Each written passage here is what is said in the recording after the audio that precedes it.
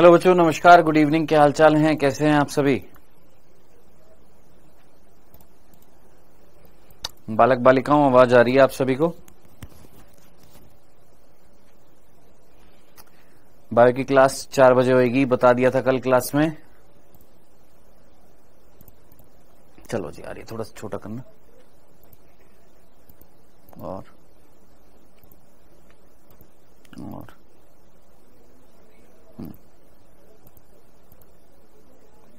ठीक है।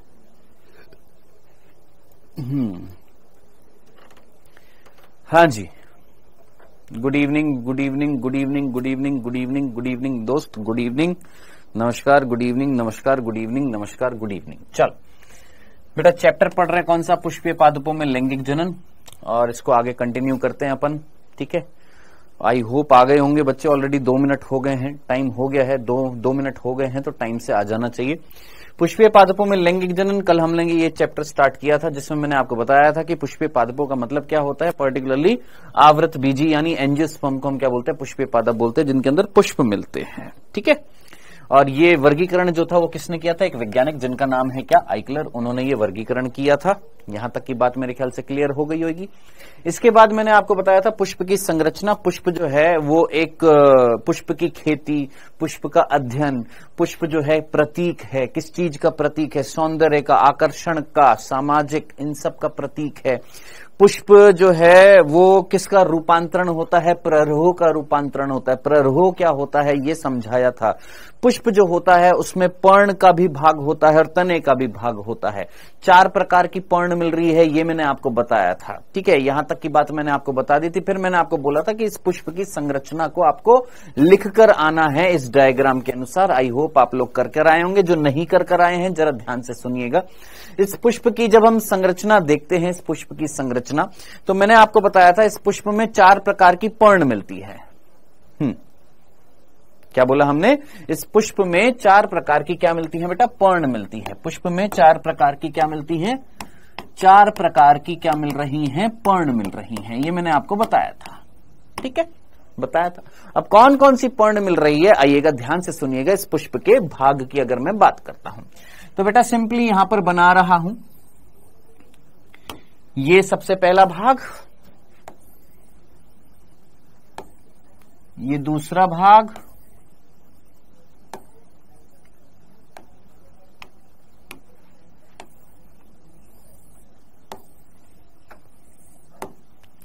ये तीसरा भाग, चौथा भाग,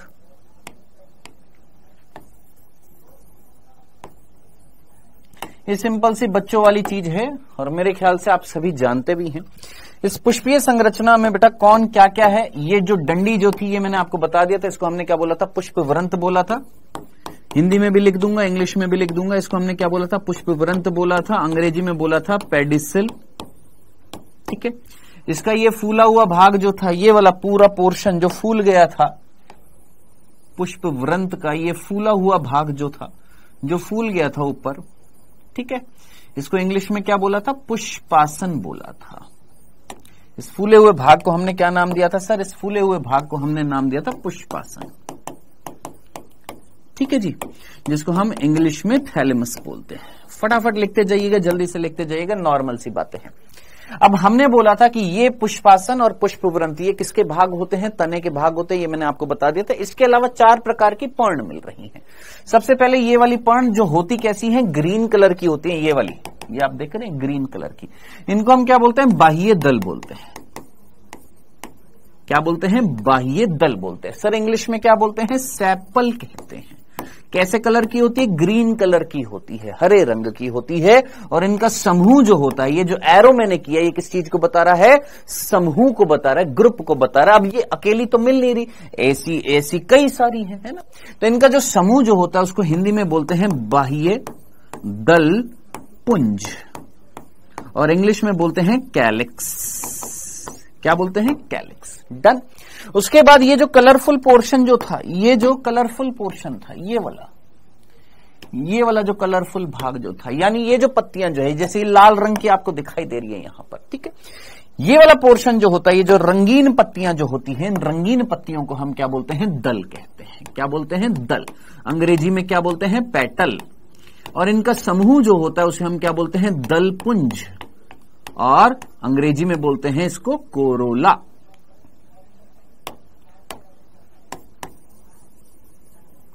अंग्रेजी में क्या कहते हैं? कोरोला। डन, सिंपल सी बात है। चलो साहब, ये हमारा क्या हो गया है? दल हो गया है, जो रंगीन पत्तियां होती हैं। ठीक है, अभी इनके कार्य भी बता दूंगा। नेक्स्ट, अब इधर देखिएगा, ये वाला पोर्शन जो है, ये वाला पोर्शन और इससे ये निकली हुई डंडी, ये वाला पोर्शन जो होता है इसको हम बोलते हैं परागकोश। अंग्रेजी में बोलते हैं एंथर। ठीक है, और इसकी जो डंडी होती है इसको हम बोलते हैं पूतंतु। अंग्रेजी में बोलते हैं फिलामेंट। ठीक है, और ये दोनों मिलकर क्या कहलाता है? पुंकेसर। पुंकेसर को इंग्लिश में बोलते हैं स्टेमन। और पुंकेसर का जो समूह जो होता है उसे हम क्या बोलते हैं? पुमंग। अंग्रेजी में बोलते हैं एंड्रोशियम। वापस से सुनो, तेरे को ये वाला डायग्राम दिखाई दे रहा होगा। ये है परागकोश। ये कौन है सर? ये है परागकोश। और इसकी ये जो डंडी जो है इसको हम क्या बोलते हैं? पूतंतु। और इन दोनों को मिलाकर क्या बोलते हैं? पुंकेसर। परागकोश को अंग्रेजी में क्या बोला? एंथर। पूतंतु को क्या बोला? फिलामेंट। और दोनों को मिलाकर क्या बोला है? स्टेमन। हिंदी में बोला पुंकेसर, इंग्लिश में बोला स्टेमन। ठीक है, अब जरा सोच, एक पुष्प के अंदर ये पूरी संरचना क्या कहला रही है? पुंकेसर। पुंकेसर पुंकेसर पुंकेसर। हाँ सर, अब एक पुष्प के अंदर कई सारे क्या है? पुंकेसर है।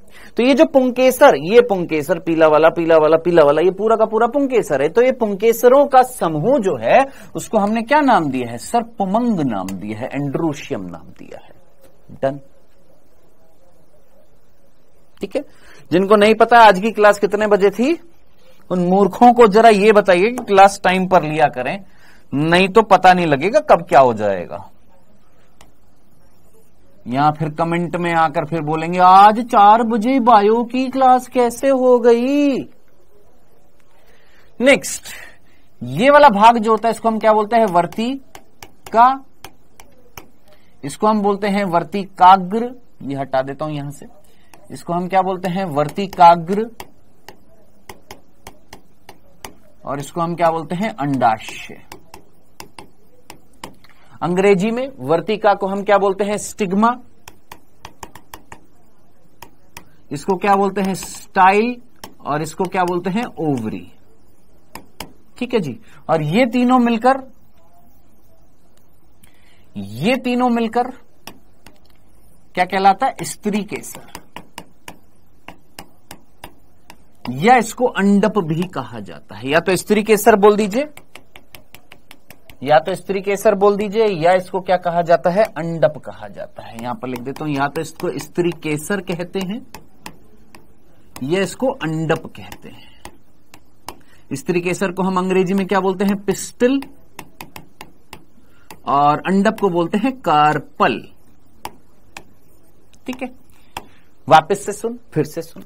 देखिए डायग्राम दिख रहा है, इसमें ये वाला भाग जो होता है इसको हम क्या बोलते हैं? वर्तिका। इसको हम क्या बोलते हैं? वर्तिकाग्र। लाल पेन से लिख देता हूं। ये जो है ये कौन है? वर्तिका। ये जो है ये डंडी जो है ये कौन है? वर्तिकाग्र है। ये सिंपल से बिंदु है। और ये कौन है सर? ये अंडाशय है। फूला हुआ भाग नीचे अंडाशय है। इसको हमने क्या बोला? स्टिग्मा। इसको हमने क्या बोला? स्टाइल। और इसको हमने क्या बोला? ओवरी। और ये तीनों चीजें मिलकर क्या कहला रहा है? स्त्री केसर, जिसको हम अंडप भी बोलते हैं। क्या बोलते हैं? अंडप भी बोलते हैं, स्त्री केसर भी बोलते हैं। अंग्रेजी में इसको हमने क्या बोला? स्त्री केसर को अंग्रेजी में बोलते हैं पिस्टल और अंडप को बोलते हैं कार्पल। अब बात आ रही है सर, जैसे एक था पुंकेसर पुंकेसर। ये पीला वाला पीला वाला पीला वाला ये क्या है? पुंकेसर। तो पुंकेसर का समूह मिल रहा है। हाँ सर, पुंकेसर का जो समूह था उसको हमने क्या बोला? पुमंग। स्त्री केसर का यहां पर समूह नहीं है, लेकिन क्या स्त्री केसर का समूह मिलता है कुछ पादपों में? हाँ मिलता है। किसमें मिलता है वो हम बात करेंगे जब स्त्री केसर की बात करेंगे। अभी स्त्री केसर का जो ग्रुप होता है, समूह जो होता है, उसको हम क्या बोलते हैं? जायांग। क्या बोलते हैं? जायांग गाइनोशियम। ठीक है। सो कुल मिलाकर बेटा जी यहां पर ये 4 प्रकार की पर्ण हैं, 4 प्रकार की पत्तियां हैं। मैंने उल्टा कर दिया क्या? वर्तिका, अच्छा सॉरी, ये है वर्तिकाग्र, ये है वर्तिका, शिट, ये है वर्तिकाग्र, ये है वर्तिकाग्र, वर्तिकाग्र, वर्तिका और अंडाशय, स्टिग्मा स्टाइल ओवरी। वर्तिकाग्र, वर्तिका, अंडाशय, स्टिग्मा स्टाइल ओवरी, स्त्री केसर अंडप बोलते हैं। इसका समूह क्या कहलाता है? जायांग गाइनोशियम। वापस से सुन, फिर से सुन, जल्दी से सुन। देख, कुल मिलाकर इस पुष्प में 4 प्रकार की पर्णे हैं। कौन कौन सी 4 प्रकार की पर्ण है बेटा? यहां पर 4 प्रकार की पर्णे हैं जिनको हम पुष्प पर्ण बोलते हैं। क्या बोलते हैं? पुष्पीय पर्ण बोलते हैं। अंग्रेजी में बोलते हैं फ्लोरल होर्ल्स। पर्ण या पुष्प चक्र भी कहा जाता है, लीफ भी बोला जाता है। इस वर्ड पर फोकस करिएगा, मैं हिंदी इंग्लिश दोनों में लिख रहा हूं। क्या हमने बोला? एक पुष्प में 4 प्रकार की पर्णे हैं जिनको हम पुष्पीय पर्ण या पुष्पीय चक्र भी कहते हैं। अंग्रेजी में फ्लोरल लीफ, फ्लोरल लीफ या फ्लोरल होर्ल कहा जाता है। होर्ल का मतलब चक्र के रूप में। कौन कौन सी हैं वो 4 नाम? आपको सबसे पहले मैंने बताया कौन? सबसे पहले है बाह्य दलपुंज। सबसे पहले कौन? बाह्य दलपुंज, जिसको हमने बोला कैलिक्स, ऐसे याद रख लीजिएगा। दूसरा दलपुंज, जिसको हमने बोला कोरोला। नेक्स्ट इज पुमंग, जिसको हमने एंड्रूशियम बोला। और फिर था जायांग, जिसको हमने गाइनोशियम बोला। ठीक है। बाह्य दलपुंज किससे बना हुआ है सर? बाह्य दलपुंज बना हुआ है बाह्य दलों से,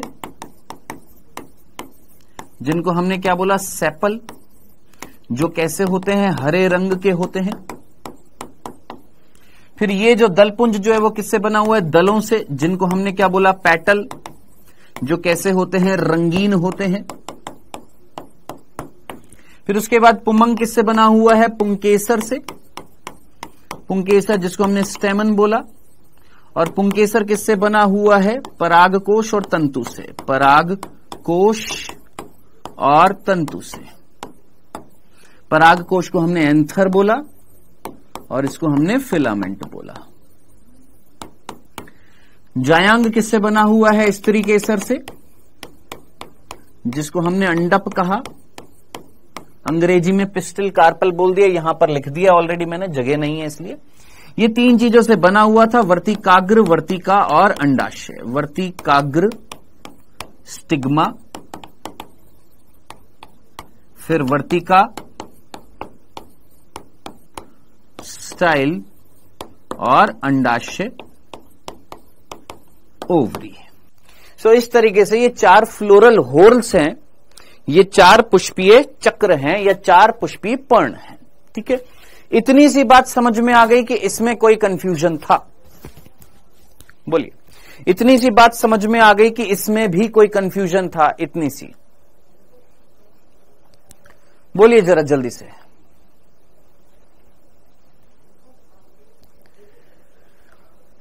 हाँ जी, इतनी सी बात समझ में आ गई कि इसमें कोई कंफ्यूजन है? सिंपल सा था, कोई कंफ्यूजन नहीं है, सिंपल सी बातें हैं। चलिए जनाब आगे चलते हैं। सबसे पहले इसकी बात करते हैं। सर ये जो हरे रंग की संरचना थी, ये हरे रंग की संरचना, इसका कार्य क्या होता है? यानी बाह्य दल, ये जो हरे रंग की संरचना जिसका समूह बाह्य दल है, ये क्या करती है? तो आप में से कितने बच्चों ने गुलाब का फूल देखा है? सर हमने देखा है। गुलाब का फूल कलिका अवस्था में देखा है? कलिका अवस्था में, कलिका, कलिका देखिए आपने, एक पुष्प की कलिका, पुष्प की कलिका देखी है सभी ने? हाँ सर। बोलिए जल्दी से, जल्दी से मुझे बताइए, एक पुष्प की कलिका देखिए, कलिका? हाँ सर देखिए। अब जरा सोच, वो जो पुष्प की कली जो होती है, कली रूप में जो होती है, उसमें सबसे बाहरी आवरण हरे रंग का होता है। सर दिखा दोगे तो ज्यादा बेहतर है। मैंने कहा आइए दिखा देते हैं फिर आपको। आइएगा इधर से।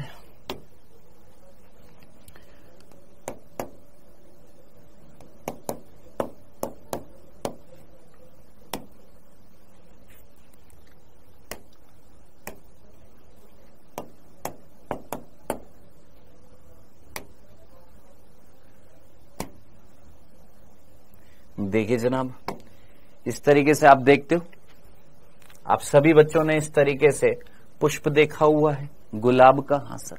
ये गुलाब का पुष्प खिला हुआ है। हाँ सर। लेकिन जब वो कलिकावस्था में था ऐसा था ना? हाँ सर। अब सोच, इस कलिकावस्था में बाहर से ग्रीन कलर की पत्तियां दिखाई दे रही है। हाँ सर। अब जब ये खिलेगा तो ये पत्तियां धीरे धीरे धीरे धीरे नीचे आ जाती हैं। ये वाली पत्तियां, यही वो पत्तियां थी ग्रीन कलर की जिनको हमने बोला क्या? सेपल्स, जो हरे रंग की थी। अब इनका कार्य क्या होता है? ये पुष्प को कलिका अवस्था में प्रोटेक्ट कर रही हैं। ये डायग्राम से दिख रहा है भाई, ये पुष्प जो था जब कलिका अवस्था में था तो इसको प्रोटेक्ट करने के लिए सबसे बाहरी आवरण ये हरे रंग की पत्तियां हैं। हाँ, तो ये क्या कर रही थी सर? पुष्प को प्रोटेक्ट कर रही थी। यानी पुष्प जब कलिका अवस्था में था तो उसको प्रोटेक्ट कर रही थी। पुष्प जब कलिका अवस्था में था तो उसको क्या कर रही थी? प्रोटेक्ट कर रही थी। डन, खत्म। इतनी सी बात है, सिंपल सी बात है। नेक्स्ट, उसके बाद है ये कलरफुल वाला पोर्शन, ये वाला, ये जो लाल रंग की आपको दिखाई दे रही है या यहां पर ये लाल रंग की गुलाब में दिखाई दे रही है पत्तियां हैं, ये क्या कर रही है सर? ये कीड़ों को आकर्षित करती हैं। ये क्या कर रही हैं सर? ये क्यों रंगीन है, क्यों रंग उत्पन्न कर रही हैं? निब्बी को कलरफुल देना, इसलिए कलर उत्पन्न किया जा रहा है? नहीं, ये क्यों कलरफुल है? ताकि ये कीट या किसी भी जीव जंतु को क्या कर सके? आकर्षित कर सके। पर्टिकुलरली मैं कीट लिख रहा हूं, कीट आकर्षण के लिए। किसके लिए बेटा? कीट आकर्षण के लिए। ठीक है, याद रखना। किसको आकर्षित करने के लिए? कीट को आकर्षित करने के लिए। डन। अब कीट को क्यों आकर्षित करना है वो हम पढ़ेंगे। एक टॉपिक आएगा पॉलिनेशन, वहां पर अच्छे से समझ में आएगा कि कीड़ा आएगा, बैठेगा, परागकण लेकर जाएगा और दूसरे पुष्प की वर्तिका अग्र पर डाल देगा। डन। तो सर ये और ये जो पत्तियां जो थी, सोच, क्या ये वाली पत्ती और ये वाली पत्ती क्या ये लैंगिक जनन करा रही हैं? सोच, क्या ये पत्तियां जनन अंग है? क्या ये नर जनन अंग है? क्या ये मादा जनन अंग है? क्या ये मादा जनन अंग है या नर जनन अंग है? क्या ये जनन अंग है? क्या ये दोनों जनन अंग हैं? सोचिए, बोलिए, क्या ये जनन अंग है? नहीं सर, ये जनन अंग नहीं है। जनन अंग कौन है? ये है। पुमंग इज नर जनन अंग, जायांग इज मादा जनन अंग। ये जनन अंग है। तो लैंगिक जनन कराने वाली ये संरचना की ये संरचना, सर ये संरचना, तो क्या ये हेल्प नहीं कर रही? क्या इनका कोई योगदान नहीं है? हाँ सर, योगदान तो है। तो बेटा जी याद रखना, इन दोनों को क्या बोला जाता है? आवश्यक पुष्पपर्ण। क्या बोला जाता है? सहायक पुष्पपर्ण। क्या बोला जाता है? सहायक पुष्पपर्ण कहा जाता है। अंग्रेजी में बोला जाता है एक्सेसरी होर्ल कहा जाता है। ठीक है, क्या बोला जाता है? एक्सेसरी होर्ल। एक्सेसरी का मतलब क्या होता है? सहायक।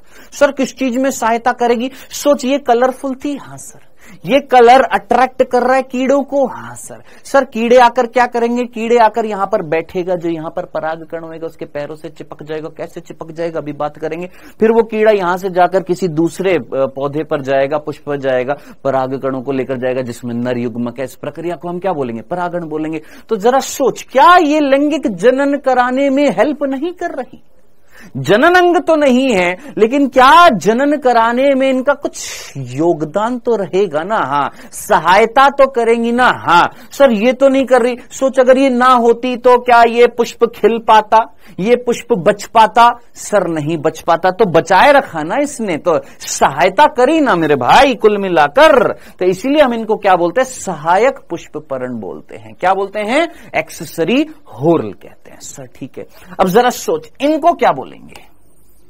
क्या इनको लैंगिक जनन के आधार पर आवश्यक पुष्प पर्ण बोलूंगा? सोच आवश्यक का मतलब असेंशियल, असेंशियल का मतलब जो जरूरी, अगर ये नहीं होंगे तो लैंगिक जनन हो पाएगा क्या? नहीं हो पाएगा। तो गुरु याद रखना इन दोनों को क्या बोला जाता है? आवश्यक पुष्प पर्ण। यहां पर लिख देता हूं, क्या बोला जाता है? आवश्यक पुष्प पर्ण, असेंशियल होरल कहा जाता है।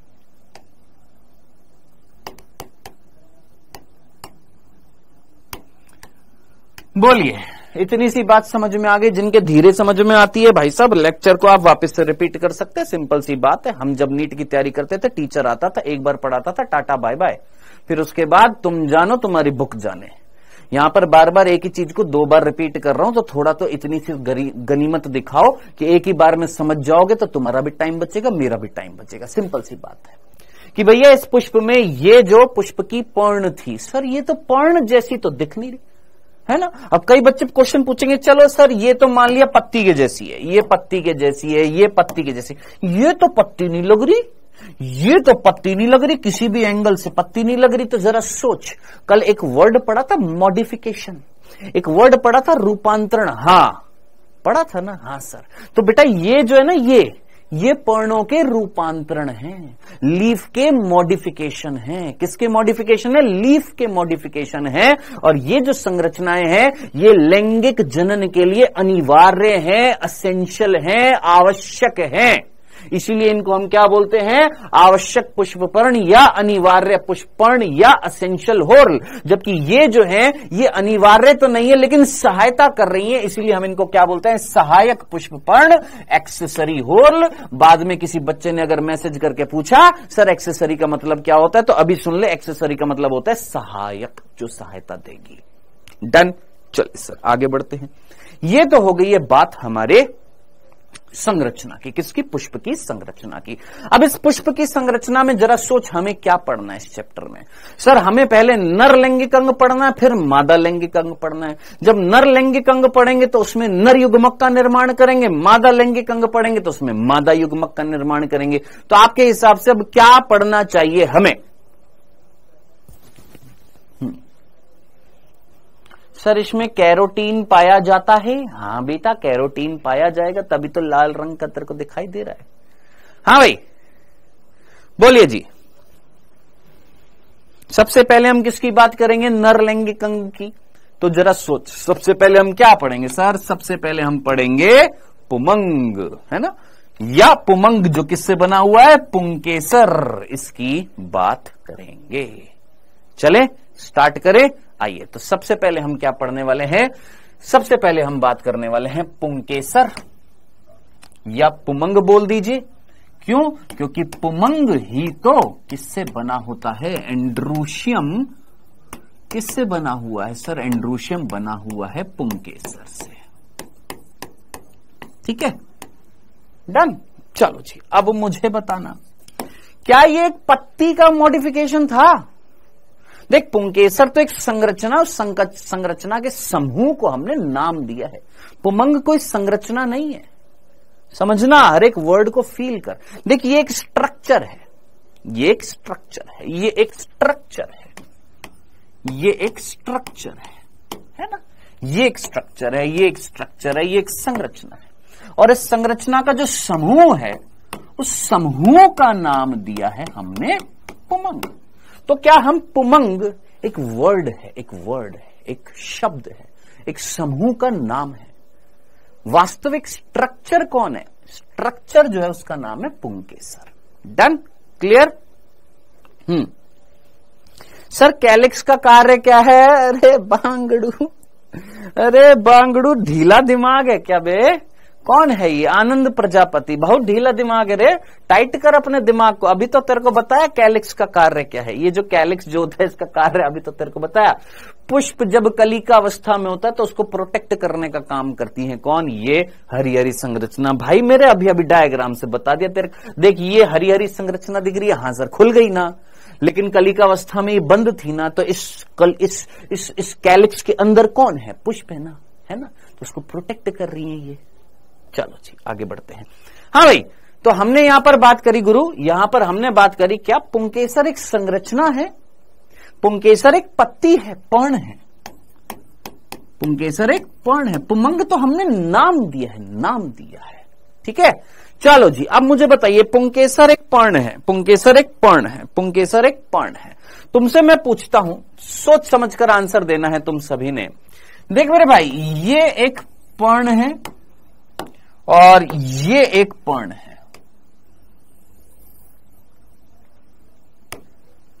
ये भी एक पर्ण है, ये भी एक पर्ण है।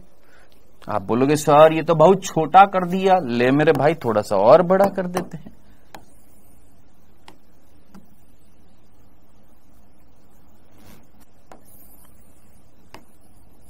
डन। अब आप मुझे बताइए कौन सी पर्ण तुम्हें बड़ी दिखाई दे रही है? बोल, इनमें से कौन सी पत्ती तुम्हें बड़ी दिखाई दे रही है? ये वाली पत्ती कि ये वाली पत्ती? सर ये वाली पत्ती बड़ी है, ये वाली पत्ती छोटी है। तो अब आप मुझे बताइए, ये है पुंकेसर। पुंकेसर को मैं छोटी पर्ण बोलूं कि बड़ी पर्ण बोलूं? सोच, पुंकेसर छोटी पर्ण कि स्त्री केसर छोटी पर्ण? ये कौन है? स्त्री केसर। वर्तिकाग्र वर्तिका अंडाशय परागकोश पूतंतु, ये है पुंकेसर, ये है स्त्री केसर। कौन सी पर्ण बड़ी? सर ये पर्ण बड़ी, ये पर्ण छोटी। तो लघु वर्ड किस में यूज में लूंगा? क्या पुंकेसर को मैं लघु पर्ण बोलूंगा या दीर्घ पर्ण बोलूंगा? सोच, कौन सी पर्ण बोलूंगा? सर पुंकेसर को आप लघु पर्ण बोलोगे। अब आप मुझे बताइएगा, कल मैंने जो लेक्चर लिया था उसमें मैंने आपको दो प्रकार की पर्ण बताई थी। एक मैंने बोला था कायिक पर्ण, एक मैंने बोला था कायिक पर्ण और एक मैंने बोला था बीजाणु पर्ण। बता दोस्त मुझे फटाफट, इनमें से कौन सी पर्ण थी जो जनन से संबंधित थी और कौन सी पर्ण थी जो जनन से संबंधित नहीं थी? तुमको याद आ रहा होगा, कल मैंने तुमको बताया था कायिक पर्ण, जिसको हम क्या बोलते हैं? ट्रोपोफिल। ट्रोपोफिल ये नाम दिया था, याद आ रहा होगा तुमको। ट्रोपोफिल ये नाम दिया था। ये वो पर्ण थी जो प्रकाश संश्लेषण से रिलेटेड थी। जबकि बीजाणु पर्ण, जिसको हमने इंग्लिश में क्या बोला? स्पोरोफिल, ये किससे संबंधित है? जनन से। तो अब आप मुझे बताइए, ये जो पुंकेसर है क्या ये प्रकाश संश्लेषण से संबंधित है कि जनन से संबंधित है? सर जनन से संबंधित है। तो ऐसी पर्ण को मैं कायिक पर्ण बोलूंगा कि बीजाणु पर्ण? बीजाणु पर्ण बोलूंगा। तो पूरा नाम क्या होगा? लघु बीजाणु पर्ण। तो याद रखना, पुंकेसर को हम दूसरा नाम देते हैं और क्या नाम देते हैं? लघु बीजाणु पर्ण। क्या आपको एक एक चीज तरीके के साथ में समझ में आई? ये कह रहा है सर पूर्वावस्था वन क्या है?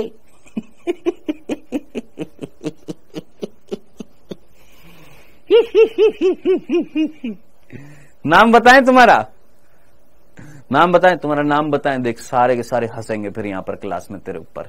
बोलूं मैं तेरा नाम? सर जी एनसीईआरटी क्यों नहीं पढ़ा रहे हो?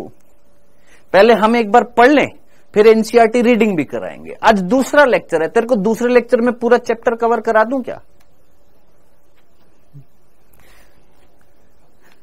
वो बालक कह रहा है नहीं सर नाम मत लेना, पढ़ा कर बेटा, नहीं तो नाम ले लेंगे तुम्हारा, ठीक है? हाँ भाई, क्या आपको इतनी सी बात समझ में आ गई कि वाई वी कॉल्ड पुंकेसर लघु बीजाणु पर्ण? हमने पुंकेसर को लघु बीजाणु पर्ण क्यों बोला? इतनी सी बात समझ में आ गई? डंडना डंडन। सर आपने ये तो हिंदी में लिख दिया, इंग्लिश में क्या बोलेंगे मेरे भाई? पुंकेसर को तुमने इंग्लिश में क्या बोला? स्टेमन। तो इसको हम क्या बोलते हैं? Micro sporophyll. थोड़ा सा कॉमन सेंस लगा। स्पोरोफिल कौन था? बीजाणु पर्ण। और माइक्रो का मतलब छोटा, तो छोटी पर्ण किसके मुकाबले? बड़ी पर्ण के मुकाबले छोटी पर्ण। इसलिए नाम क्या पड़ा पुंकेसर का? लघु बीजाणु पर्ण। खत्म। चलो जी आगे बढ़ते हैं। सर ये हो गई लघु बीजाणुपर्ण, जो कौन है हमारा पुंकेसर। पुंकेसर बना हुआ परागकोश और पूतंतु से। चलिए जी अब आगे क्या। अब ये जो संरचना है, ये संरचना कहां जुड़ी हुई है, किससे जुड़ी हुई है, उसको एक बार देखते हैं। जरा इधर देखिएगा। ये बेटा ये स्त्रीकेसर और ये पुंकेसर जो है ये किसी के ऊपर टिके हुए थे। कौन मुझे बताएगा कौन किसके ऊपर टिका हुआ था? आप में से किसी को याद आ रहा है?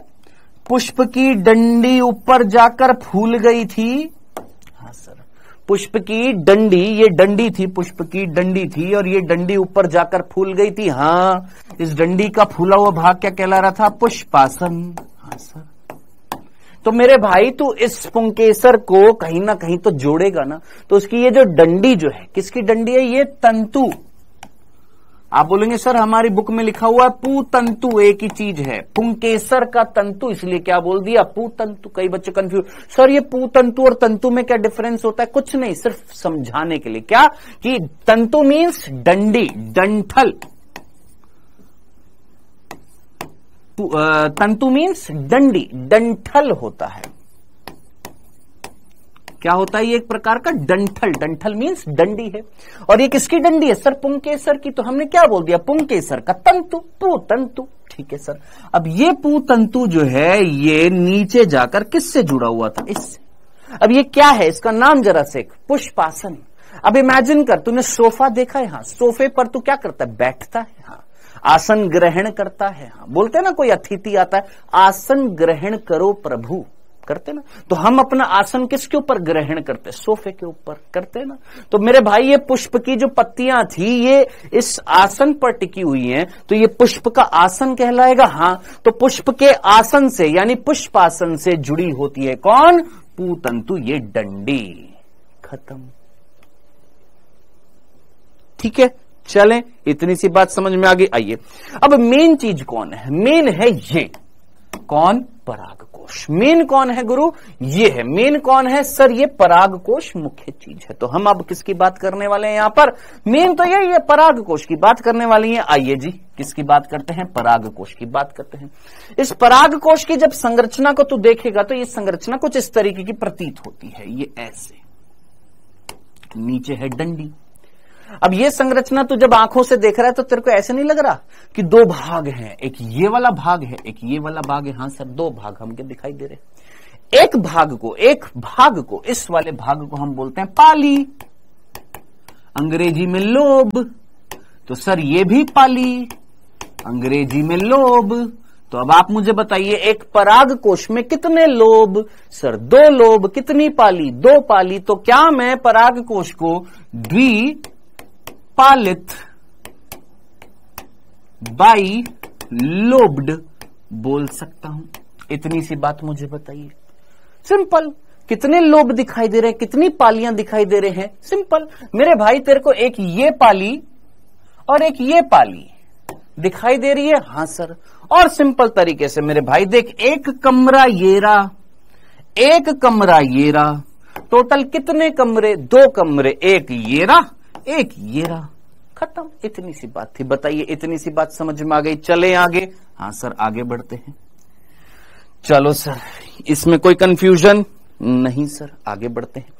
अब इसी संरचना को हमने थोड़ा सा और खोलकर देखा, एनलार्ज करके देखा, बड़ा करके देखा। इसी संरचना को, ये जो दो पालियां इसको हमने बड़ा करके देखा। ये देखिए, ये दो पाली थी। ठीक है सर? हाँ सर, ये दो पाली थी, हमने इसको थोड़ा सा बड़ा करके देखा। तो हमको, या बड़ा करके नहीं देखा, हमने इसको काट दिया। क्या कर दिया? यहां पर बीच में से काट दिया। अब आप मुझे बताइए, अगर मैं बीच में से काट दूंगा, ये संरचना कुछ ऐसी दिखाई देगी। सिंपल तुमसे एक सीधी सी बात बोल रहा हूं कि मेरे भाई अगर मैं इसको ऐसे काट दूंगा तो क्या ये मुझे ऐसी दिखाई देगी? हां सर, ऐसी ही तो दिखाई देगी। तो ऐसी ही दिखा दी मैंने। ये दो पालियां थी, हमने इसको बीच में से काटा तो ऐसी हमको दिख गई है। ठीक है, हमने इसको और एनलार्ज करके देखा माइक्रोस्कोप में, तो हमको ये संरचना और डीप में जब हमने देखी तो हमको ये संरचना कुछ ऐसी दिखाई दी।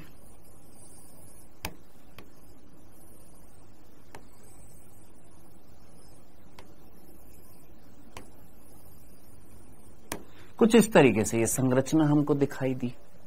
डन। सिमिलरली नीचे हो जाएगी। दिल बना दिया सर ये तो आपने।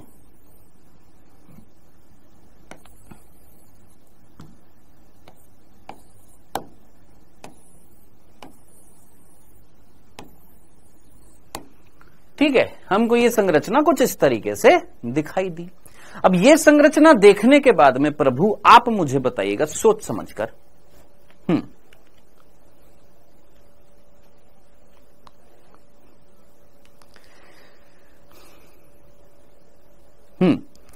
आप मुझे सोच समझकर बताइएगा इस संरचना को देखने के बाद में एक पाली में दो किनारे तुमको दिख रहे हैं। आनंद गुप्ता, अनिकेत, आनंद गुप्ता और अनिकेत, दो बच्चों को स्ट्रिक्ट वार्निंग दे रहा हूं क्लास में। आनंद गुप्ता, अनिकेत, स्ट्रिक्ट वार्निंग दे रहा हूं क्लास में। हाँ जी, जल्दी से मुझे बताइएगा, क्या आपको ये एक पाली दिखाई दे रही है? हाँ सर, ये एक पाली दिखाई दे रही है। हाँ सर, ये एक पाली, ये एक पाली। और एक पाली के अंदर जब हमने इसको बड़ा करके देखा तो हमें दिखाई दे रहा है एक पाली में दो किनारे दिखाई दे रहे हैं। हाँ सर, इस पाली में दो किनारे, भाई ये एक पाली है, ये एक पाली है, इस पाली में दो किनारे, इस पाली में दो किनारे दिखाई दे रहे हैं। हाँ सर, दिखाई दे रहे हैं। एक किनारे को हमने क्या बोला है? कोष्ठक, थीका। एक किनारे को हमने क्या बोला है? कोष्ठक, थीका। थीका बोला जाता है अंग्रेजी में। तब आप मुझे बताइएगा, सोच समझकर मुझे बताइएगा, एक पाली में दो कोष्ठक हैं, है ना, यानी दो थीका हैं। एक पाली यानी एक लोब में दो थीका हैं। ठीक है, तो जरा सोच, इस कंडीशन को मैं डाइथीकस बोल सकता हूं, द्विकोष्ठकीय बोल सकता हूं। सोच समझकर जल्दी से आंसर दीजिएगा, जल्दी से। एक पाली में दो कोष्ठक हैं यानी द्विकोष्ठकीय, दो थीका यानी डाइथीकस। तो अब आप मुझे बताइएगा टोटल कितने थीका, टोटल कितने किनारे? 1 2 3 4, बाबा जी की जय जयकार। भाई टोटल कितने किनारे हैं सर? 4 किनारे हैं। 4 किनारे हैं कि नहीं है? हाँ सर, 4 किनारे हैं। बता, इतनी सी बात तेरे पल्ले पड़ गई। चलिए सर, अब आगे बढ़ते हैं। अब ये जो कोष्ठक, कोष्ठक का मतलब क्या होता है? कोष्ठ का मतलब क्या होता है? एक जगह। कोष्ठ का मतलब ही क्या होता है? थीका का मतलब क्या होता है? एक एम्प्टी स्पेस, एक खाली जगह। ये कोष्ठक है, ये खाली जगह, ये खाली जगह, ये खाली जगह, ये खाली जगह। टोटल तुमको कितनी खाली जगह दिखाई दे रही है गुरु? सर हमको टोटल 4 खाली जगह दिखाई दे रही है। दिखाई दे रही है? हाँ सर। अब इन खाली जगहों को नाम भी तो देंगे। ये तो देख, कोष्ठक का मतलब क्या होता है? एम्प्टी स्पेस, खाली जगह है। सर ये खाली है? हाँ अभी खाली है, बाद में भरेगी, कुछ बनाएंगे अंदर ना, भी कुछ बनाएंगे।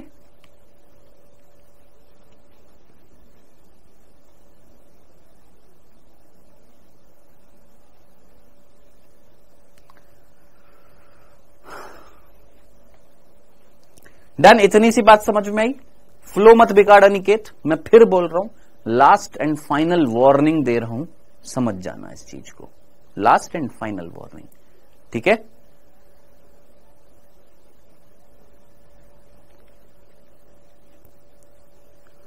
हाँ जी, फिर से सुन, वापस से सुन। ये परागकोश जिसके ये 2 कमरे हैं, एक कमरा, ये रहा एक कमरा, ये रहा, प्रत्येक कमरे को हमने क्या बोला? पाली। कितनी पाली? 2 पाली, 2 कमरे। एक कमरे में 2 किनारे, इस कमरे में 2 किनारे। प्रत्येक किनारे जो खाली जगह है उसको हमने क्या बोला? कोष्ठक थीका, खाली जगह। अब इस खाली जगह को कुछ नाम दिया जाएगा। हाँ, ये जो खाली जगह है इसको नाम दिया जाता है। क्या नाम दिया जाता है? इसको हम बोलते हैं लघु बीजाणु धानी। चलिए यहां पर लिख देता हूं। यहां पर जो प्रत्येक कोष्ठ है, प्रत्येक कोष्ठक जो है ना, उसका हम क्या करेंगे सर? नामकरण करेंगे। नामकरण करेंगे। अब ध्यान से सुनना, प्रारंभ में इसको हम क्या नाम करते हैं? प्रारंभिक नाम जो होता है इसका वो होता है लघु बीजाणु धानी।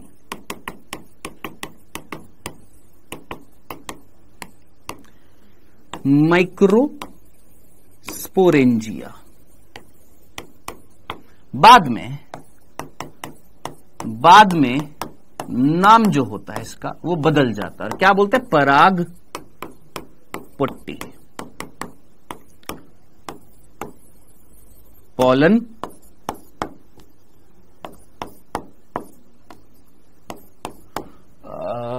पॉलन किट नहीं, पॉलन इसका कुछ नाम होता है, मेरा इंग्लिश में नाम थोड़ा सा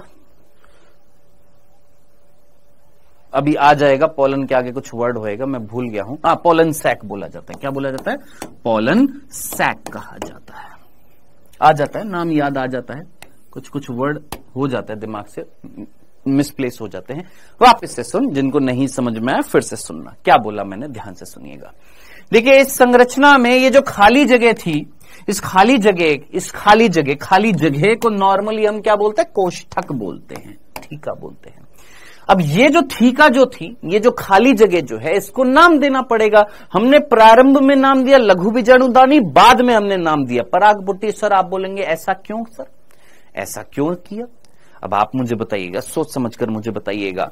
प्रारंभ में हमने इसको नाम दिया लघु बीजाणुधानी, इसका रीजन सिर्फ इतना सा था क्या कि बेटा ये जो संरचनाएं है ना, ये वाली, यहां पर कुछ कोशिकाओं का निर्माण होता है। उन कोशिकाओं को हम बोलते हैं लघु बीजाणु। क्या? कुछ कोशिकाओं का निर्माण होता है जिनका नाम होता है लघु बीजाणु। कहां पर बनती है? इस जगह पर। ये जो जगह है यहां पर कुछ कोशिकाओं का निर्माण हुआ जिनको हमने नाम दिया क्या? लघु बीजाणु। अब जरा सोच, लघु बीजाणु जहां पर बन रहे हैं उस जगह को क्या मैं लघु बीजाणु धानी बोलूंगा? धानी मीन्स धारण करना, यानी लघु बीजाणुओं को धारण कर रखा था इस खाली जगह ने, इसलिए इस खाली जगह को स्टार्टिंग में क्या बोला? लघु बीजाणु धानी। ओके सर, अब आगे। अब यही लघु बीजाणु आगे चलकर किसका निर्माण करते हैं? परागकण का। यही लघु बीजाणु आगे किसमें बदलते हैं? परागकण में, पॉलन ग्रेन में।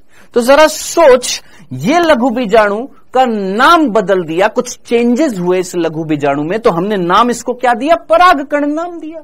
अब परागकण जिस खाली जगह पर है उसको अब मैं लघु बीजाणु धानी बोलूंगा कि पराग पुट्टी बोलूंगा? सर पराग पुट्टी बोलेंगे। क्या नाम देंगे?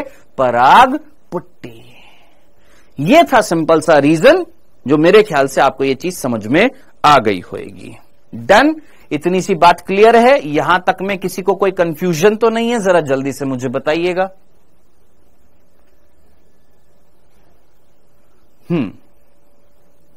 यहां तक कोई कंफ्यूजन? चलो जी, डन, चलें आगे।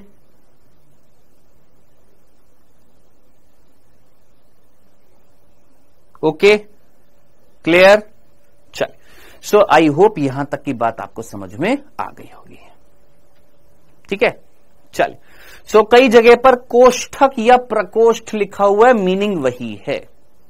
ठीक है, प्रकोष्ठ का मतलब प्रत्येक कोष्ठ। प्रत्येक कोष्ठ को हम क्या बोलेंगे? प्रकोष्ठ। कुछ बुद्धि का इस्तेमाल कर लिया करो यार थोड़ा बहुत। तो प्रत्येक कोष्ठक को हम क्या बोलेंगे? प्रकोष्ठ। डन, चलें?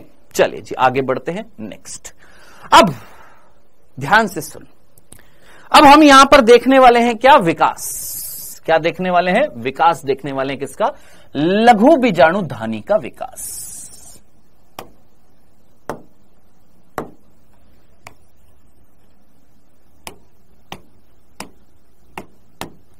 क्या देखने वाले बेटा यहां पर? लघु बीजाणु धानी का विकास। अरे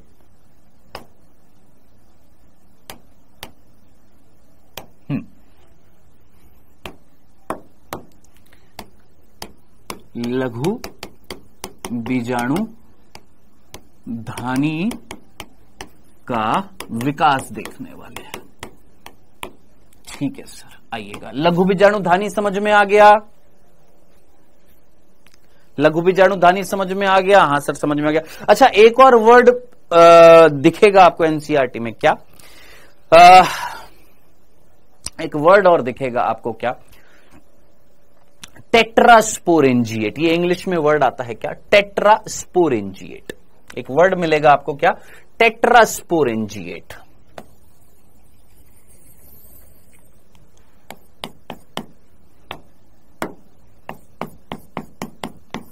टेट्रास्पोरेंजिएट। हाँ जी, जरा सोच, टेट्रा का मतलब 4 और स्पोरेंजिएट वर्ड किससे आया होगा? सोच, यहां पर स्पोरेंजिएट यहां पर कहीं वर्ड आ रहा है, स्पोरेंजिया, लघु बीजाणु धानी। कितनी लघु बीजाणु धानी? कितनी लघु बीजाणु धानी तेरे को यहां पर दिखाई दे रही है? सर 4 लघु बीजाणु धानी दिखाई दे रही है। तो क्या मैं एक पराग कोश को टेट्रास्पोरेंजिएट बोल सकता हूं?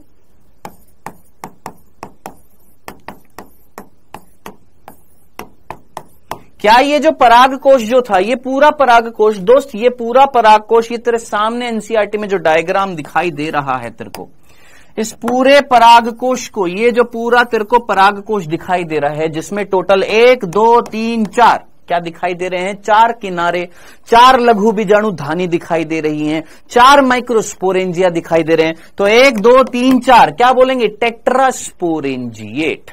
क्या बोलेंगे? टेट्रास्पोरेंजिएट बोलेंगे। डन, इतनी सी बात समझ में आ गई है। 268107 268107 019। एक सेकंड रुकना बेटा।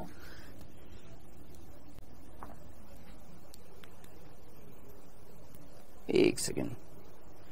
268107 019, बस एक सेकंड।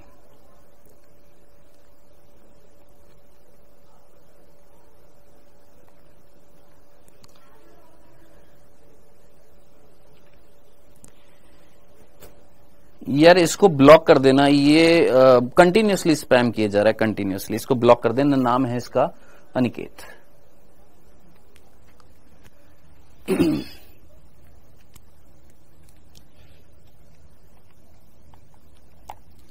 हाँ जी,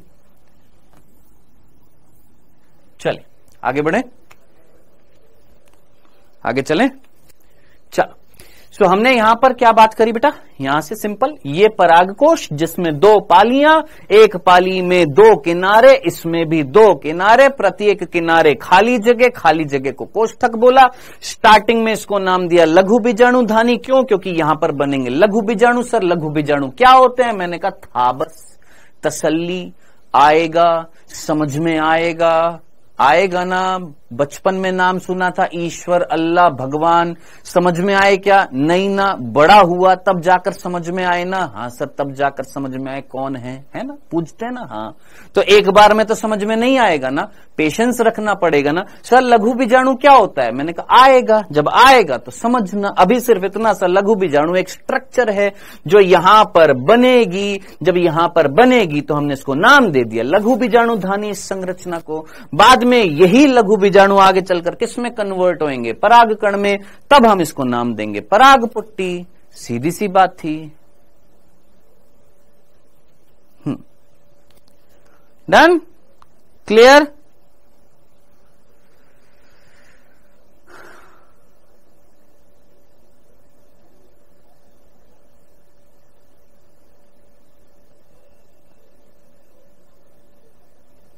चलें? कर लिया नोट?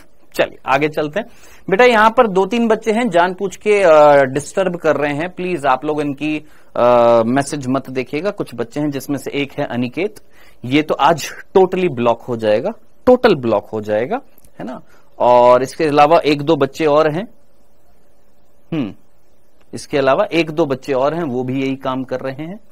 ठीक है, जो कंटिन्यूअसली स्पैम किए जा रहे हैं, कितनी बार बताने के बावजूद भी नहीं समझ में आ रहा है इनको, मैं कुछ नहीं कर सकता हूं। चलो जी आगे बढ़ते हैं। नॉर्मल सी बात है। आगे बढ़ते हैं। इसके बाद में अब हम क्या देखने वाले हैं, ध्यान से सुनिएगा। अब हम देखने वाले अगला टॉपिक लघु बीजाणु धानी का विकास। क्या देखने वाले, लघु बीजाणु धानी का विकास। आप मुझे बताइएगा, लघु बीजाणु धानी जो थी ऐसी थी? हां सर, थी ना? हां सर।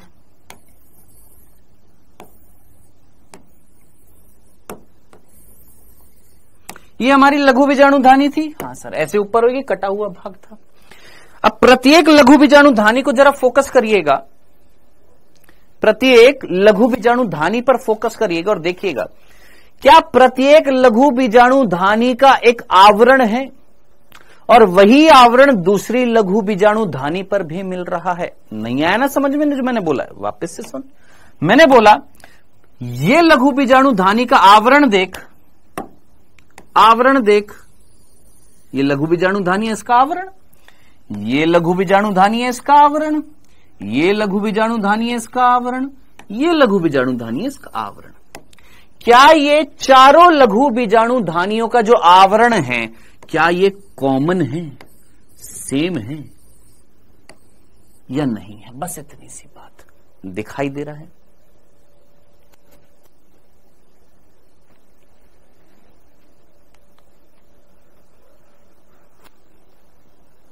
हाँ जी,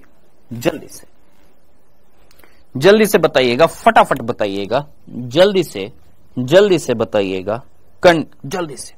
क्या आपको ये जो लघु बीजाणु धानी का आवरण जो दिखाई दे रहा है, क्या ये कॉमन दिखाई दे रहा है, सेम है? चारों लघु बीजाणु धानी का जो सबसे बाह्य आवरण है वो कॉमन दिखाई दे रहा है और इस बाह्य आवरण को बोला जाता है बाह्य त्वचा या अधिचर्म भी कहा जाता है। अंग्रेजी में एपिडर्मिस कहा जाता है। ठीक है, तो मैं यहां पर लिख सकता हूं ये जो आवरण जो होता है ये एक कॉमन आवरण है चारों लघु बीजाणु धानी का। यहां पर लिख रहा हूं, चार जो लघु बीजाणु धानी है उन चारों लघु बीजाणु धानी का क्या है बेटा, ये कॉमन आवरण है, समान आवरण है। ठीक है जी, अब आगे बढ़ते हैं। अब इस आवरण के नीचे क्या मिल रही है? इस आवरण के नीचे मिल रही है कोशिका।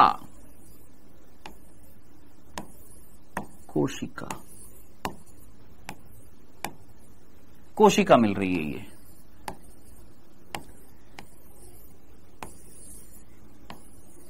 ये कोशिका मिल रही है। अब थोड़ी सी एक्स्ट्रा चीज बता रहा हूं जो हमारी एनसीईआरटी में नहीं लिखी हुई है, लेकिन आपको समझनी तो पड़ेगी। ये जो कोशिका यहां पर मिल रही है, इस कोशिका का नाम है, इसको हम प्रसु कोशिका कहते हैं। अंग्रेजी में बोलते हैं आर्कीस्पोरियल सेल। क्या बोलते हैं? प्रसु कोशिका, आर्कीस्पोरियल सेल कहते हैं। क्या बोलते हैं? प्रसु कोशिका, आर्कीस्पोरियल सेल कहते हैं। कौन सी? ये वाली जो कोशिका है इसको हमने क्या बोला? आर्कीस्पोरियल सेल, प्रसु कोशिका। ठीक है, चलो सर।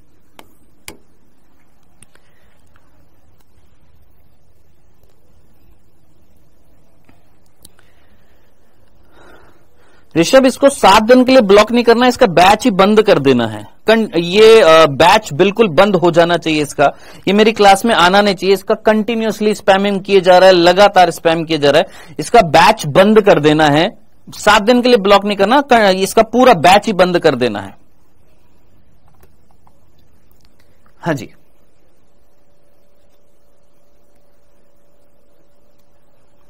ठीक। चल, सो प्रसु कोशिका, जिसको हमने क्या बोला? आर्कीस्पोरियल सेल, ये यहां पर मिल रही थी। कहां पर मिल रही थी बेटा? इस लघु बीजाणु धानी, 4 लघु बीजाणु धानियों का एक कॉमन आवरण था, समान आवरण था, जिसका नाम क्या था? बाह्य त्वचा अधिचर्म। और इस बाह्य त्वचा अधिचर्म के अंदर क्या मिल रही है? कोशिका मिल रही है, जिसका नाम है प्रसु कोशिका। Okay sir. अब ये प्रसु कोशिका क्या करेगी? सर ये तो आकार में बड़ी सी कोशिका, ये क्या करेगी, ये विभाजन करेगी। और ये जब विभाजन करती है तो ध्यान से सुनिएगा, ये जब विभाजन करती है, ये वाली कोशिका जब विभाजन करेगी, अब जरा सोच, इस यहां पर विभाजन करेगी, तो मैं यहां पर इस तरीके से दिखा रहा हूं, जरा इधर देखिएगा। मान ले यहां पर विभाजन हुआ तो क्या बनेंगी सर, 2 कोशिका बनेंगी, 1 1 2। क्या तुमको 2 कोशिका दिखाई दे रही है? हां सर। प्रप्रसु कोशिका के विभाजन से 2 प्रकार की कोशिका बन रही हैं। इतनी सी बात समझ में आई? प्रप्रसु कोशिका के विभाजन से 2 प्रकार की कोशिका बन रही है, 2 प्रकार की कोशिका बन गई है। अब जरा देख, इनमें से एक कोशिका किनारे की तरफ है और एक कोशिका केंद्र की तरफ है। इधर फोकस कर। ये वाली कोशिका तेरे को किधर की तरफ दिखाई दे रही है? ये वाली बाहर की तरफ। भाई इस संरचना को जब तू देखेगा तो इस संरचना में ये वाली कोशिका बाहर की तरफ है और ये वाली अंदर की तरफ है। डन। तो इसमें जो बाह्य कोशिका जो है, ये वाली बाहर वाली कोशिका, जो बाह्य कोशिका, और एक है अंतः कोशिका, एक है बाह्य कोशिका और एक है अंतः कोशिका। ठीक है। जो बाह्य कोशिका जो है, बाह्य कोशिका, इस बाह्य कोशिका को हम बोलते हैं परिधीय कोशिका। क्या बोलते हैं? परिधीय कोशिका। क्या नाम देते हैं? परिधीय कोशिका या भित्तीय कोशिका। या तो परिधीय कोशिका या भित्तीय कोशिका बोलते हैं। सर इंग्लिश में क्या बोलते हैं? Parietal cell. इंग्लिश में बोलते हैं पैराइटल सेल, हिंदी में बोलते हैं परिधीय या भित्तीय कोशिका। और जो अंदर की तरफ है, ये वाली, ये सफेद रंग से जो मैंने बनाई है, इसको हम बोलते हैं बीजाणु जन कोशिका। बीजाणु जन कोशिका। सर इंग्लिश में स्पोरोजिनस सेल। क्या बोलते हैं? बीजाणु जन कोशिका, स्पोरोजिनस सेल कहा जाता है। ठीक है। इतनी सी बात समझ में आ गई है? यहां तक कोई कंफ्यूजन? हाँ जी, इतनी सी बात समझ में आ गई है? यहां तक कोई कंफ्यूजन? हाँ जी, आएगा लाइन ऑफ डिहिसेंस आएगा, भी बताऊंगा, स्टोमियम बताऊंगा, तसल्ली रखिए यार। तुम्हारी रेल पता नहीं क्यों भाग जाती है एकदम से। पता ये होता है क्या? ये होता है, कई बच्चों के साथ में होता है। जब वो पढ़ लेते हैं ना और क्लास में टीचर बता रहा होता है तो अपने आप को सुपीरियर दिखाने की कोशिश, सर वो लाइन ऑफ डिहिसेंस कहां है? स्टोमियम, अरे वो कहां है, अरे ये कहां, अरे वो कहां है। सब कुछ आएगा दोस्त, सब कुछ आएगा, टेंशन ना ले।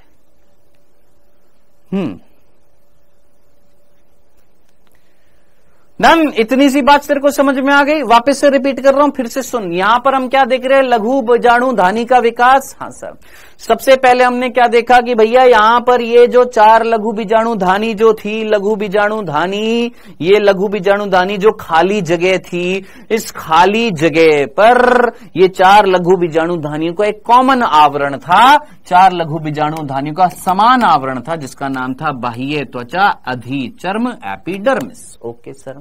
अब इस एपिडर्मिस के नीचे क्या मिल रही थी? कोशिका मिल रही थी जिसका नाम है प्रप्रसु कोशिका। ओके जी। प्रप्रसु कोशिका ने विभाजन किया, 2 प्रकार की कोशिका बनाई, एक जो परिधि की तरफ है जिसको हमने परिधि कोशिका बोला, और एक जो अंदर की तरफ है जिसको हमने बीजाणुजन कोशिका बोला। डन। Okay sir. अब आगे, अब ये जो परिधीय कोशिका आपको दिखाई दे रही है, यहां पर दिखाएंगे अगला बिंदु। अब आप में से कई बोले सर यहां दिखाया, यहां दिखाया। अरे भैया स्टेप वाइज चीजें समझा रहा हूं, इतना तो बुद्धि लगानी चाहिए। यहां पर तेरे को प्रप्रसु कोशिका बता दी, अब ये प्रप्रसु कोशिका यहां पर भी विभाजन करेगी, जो यहां पर यहां वाली थी वो भी विभाजन करेगी, तो इतना तो कॉमन सेंस लगाना चाहिए। तो अब ये जो 2 कोशिका, इनमें से जो बाहर किनारे वाली जो कोशिका है, कौन सी? परिधीय कोशिका जो है, ये बेटा दे दनादन क्या करेगी? लगातार विभाजन करेगी। कौन? ये जो परिधीय कोशिका कोशिका जो है, परिधीय कोशिका या भित्तीय कोशिका, ये परिधि वाली, ये लगातार लगातार दे दनादन दे दनादन दे दनादन दे दनादन दे दनादन क्या करेगी? विभाजन विभाजन विभाजन विभाजन विभाजन, बहुत सारी क्या बनेंगी? कोशिकाएं बनेंगी। क्या बनेंगी? बहुत सारी क्या बनेंगी?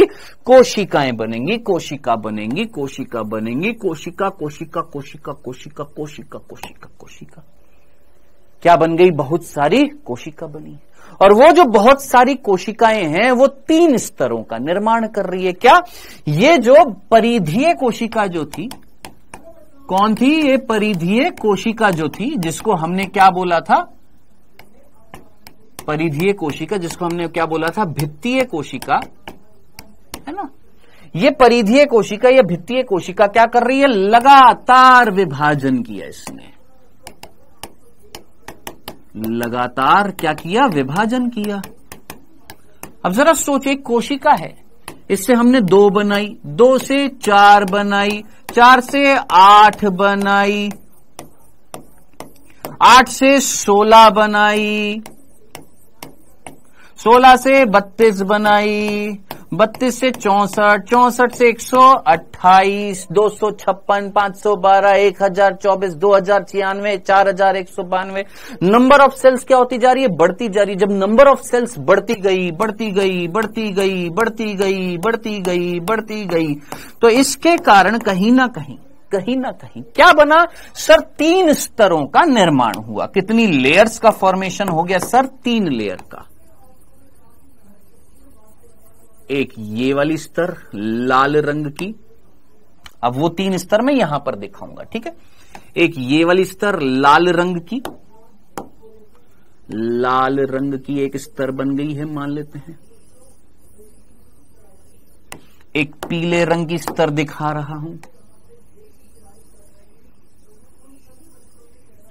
और एक सफेद रंग की दिखा रहा हूं, या कौन सा रंग ले लेते हैं? नीला रंग ले लेते हैं। चलो, ये नीले रंग की दिखा दी। तो कुल मिलाकर गुरु, परिधीय कोशिका के विभाजन के परिणाम स्वरूप, लगातार विभाजन के परिणाम स्वरूप 3 प्रकार की क्या बनी है? 3 स्तरों का निर्माण हुआ। कितनी स्तरों का निर्माण हुआ? 3 स्तरों का निर्माण हुआ, जिसमें सबसे बाहर जो है उसका नाम क्या है? मध्य में जो है उसका नाम क्या है? और अंतः जो है उसका नाम क्या है? 3 स्तर है ना? हाँ सर। जो सबसे बाहर वाली है उसका नाम क्या है बेटा? उसको हम बोलते हैं अंतस्थीसियम,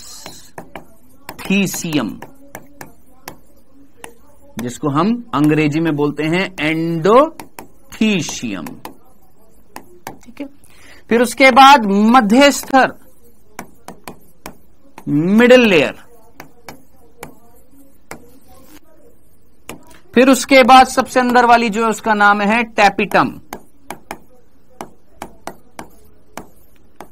अंग्रेजी में टैपिटम। सो कुल मिलाकर ये 3 स्तरों का यहां पर निर्माण हो चुका है। अब सर ये 3 स्तरें बन चुकी हैं, अब सर इसका कोई डायग्राम बताइए। देख इधर देख, इसको हम इस तरीके से देख सकते हैं, देखना डायग्राम। अगर इतने से भाग की अगर मैं बात करूं तो सबसे बाहर कौन दिखाई दे रहा है तुमको? सबसे बाहर इस तरीके से, ऐसे यहां पर अगली है वो माइक्रोस्पोरेंजियम आ जाएगी, लघु बीजाणुधानी। सबसे बाहर कौन सी स्तर तुमको दिखाई दे रही है? ये सबसे बाहर वाली जो स्तर जो है, जो कोशिकाओं से बनी होगी, ठीक है? सबसे बाहर वाली जो स्तर जो थी, जो कॉमन थी, चारों लघु बीजाणुधानियों की कॉमन स्तर जो थी, उसका नाम क्या था गुरु सर? इसका नाम था क्या? बाह्य त्वचा। क्या नाम दिया था? बाह्य त्वचा। जो चारों लघु बीजाणुधानियों की क्या थी? कॉमन थी। अब इसके नीचे किसका निर्माण हुआ सर? इसके नीचे निर्माण हुआ किसका? स्तरों का, 3 स्तरों का निर्माण हुआ। हमने यहां लाल दिखाई है तो यहां पर भी लाल रंग से दिखा देंगे। चलिए सर, ये लाल रंग से आपने दिखा दिया।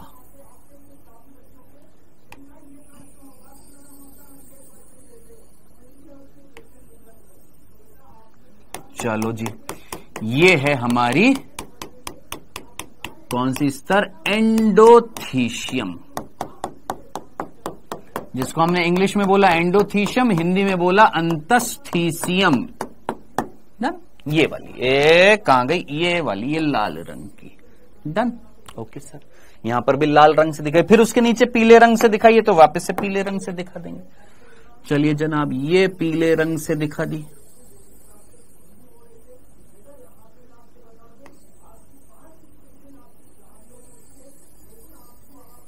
ये जो पीले रंग से दिखाई है इसका नाम क्या है, मध्य परत या मध्य स्तर। कई बच्चे बोलेंगे सर एनसीईआरटी में मध्य परत लिखा हुआ है। परत या स्तर या लेयर का मीनिंग क्या होता है, आवरण। तो भाई साहब इसका नाम है मध्य परत, ये वाली है मध्य परत। डन। फिर इसके नीचे हमने नीले रंग से दिखाई, यहां पर कौन सी, हमारी टैपिटम। तो आइए नीले रंग से दिखा देते हैं।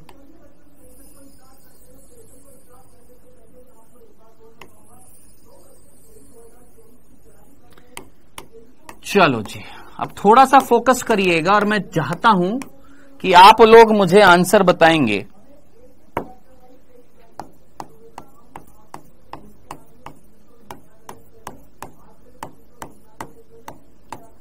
देखकर आंसर बताइएगा। इतना तो फिगर आउट कर सकते हैं, जो पढ़ रहे हैं, जो कंटिन्यूअसली स्पैम कर रहे हैं कर लीजिए, कोई दिक्कत नहीं है।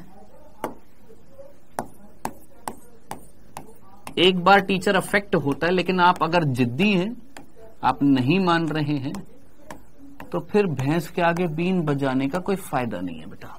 चलो जी, ध्यान से देखिएगा। और ये सबसे अंदर वाली कौन सी थी, नीले रंग से हमने बनाई थी, टैपिटम।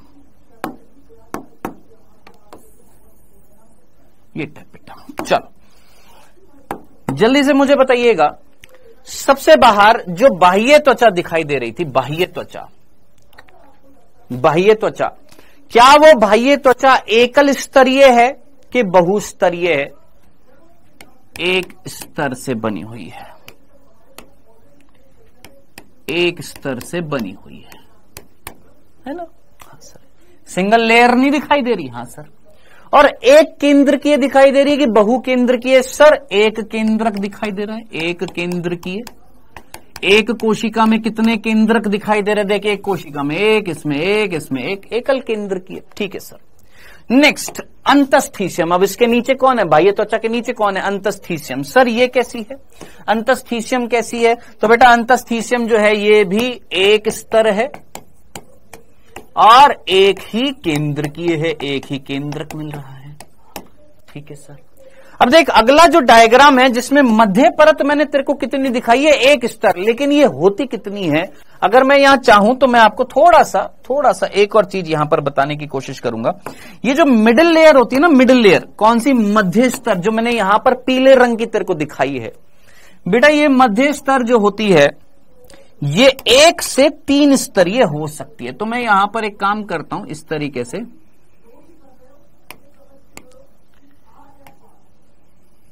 मध्य परत को 2 स्तरों में बांट देता हूं, ताकि जब बाद में स्लाइड देखो तो कंफ्यूजन ना हो। ठीक है, तो यहां पर मैंने मध्य स्तर को 2 स्तरों में बांट दिया है। वैसे कितनी होती है मध्य स्तर? याद रखना 1 से 3 स्तरीय हो सकती है। कौन? ये जो मध्य स्तर जो होती है, मध्य स्तर, ये क्या होती है? 1 से 3 स्तर की हो सकती है और है एक केंद्र की है। कितने केंद्रक मिल रहे हैं? एक केंद्रक मिल रहा है। डन।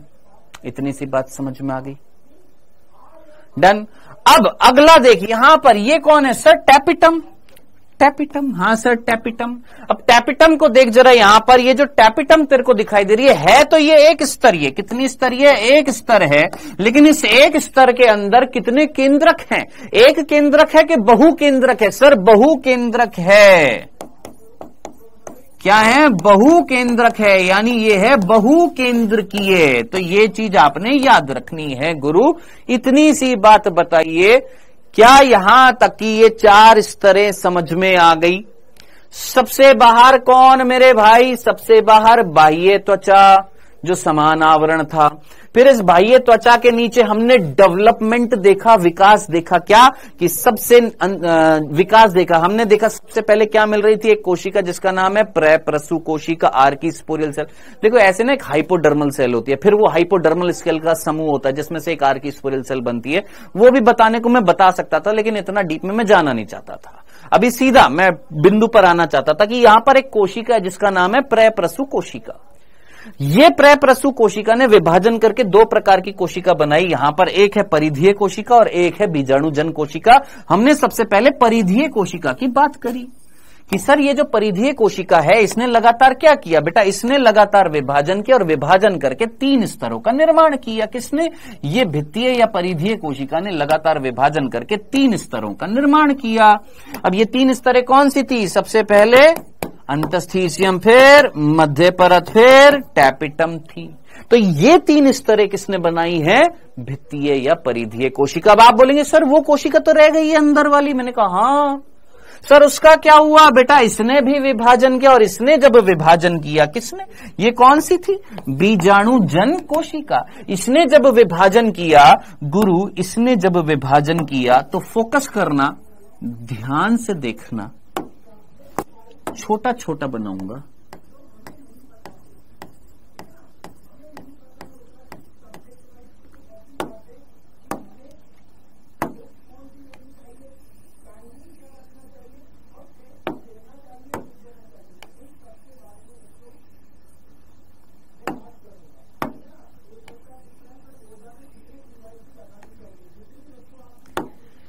अब आप मुझे बताइएगा, आपको यहां पर क्या वो सफेद रंग की जो बीजाणुजन कोशिका थी, है ना, क्या उसने विभाजन करके एक समूह बना लिया? हाँ सर, ये देख, ये बीजाणुजन कोशिका ने भी विभाजन किया और विभाजन करके एक समूह बना लिया है।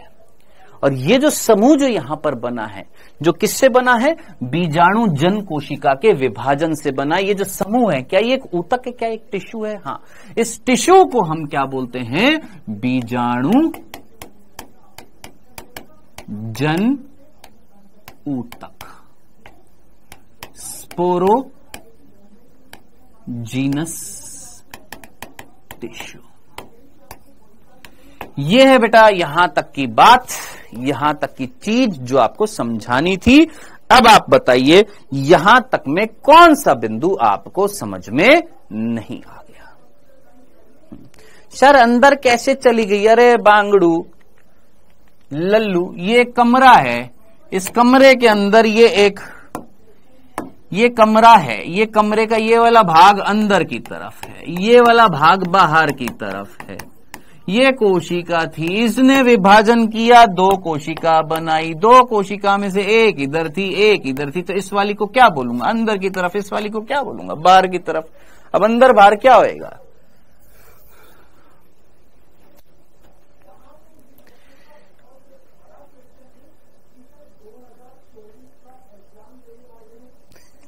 यार ये अनिकेत नहीं मानेगा भाई साहब, बड़ा ढीठ बालक है यार। और ये मूर्ख है ये आदमी जिसको मैं बार बार बोल रहा हूं इसको ब्लॉक कर, ये इसको ब्लॉक नहीं कर रहा।